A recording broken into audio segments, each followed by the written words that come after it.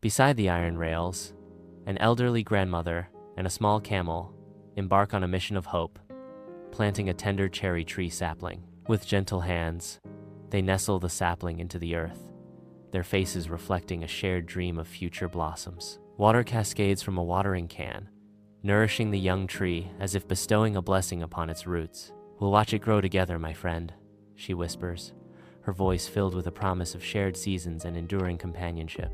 In the quiet expanse beside the train track, a symbol of life takes root, promising beauty and resilience in an unlikely place. Under the vast sky, the cherry tree stands, heavy with ripe fruit, a testament to time's gentle passage. The grandmother, her face a map of years, carefully plucks the plump cherries, preparing for her journey. Beneath the canopy, the camel stands faithfully, a silent guardian against the bird's hungry eyes. With a gentle smile, the grandmother speaks to the loyal camel.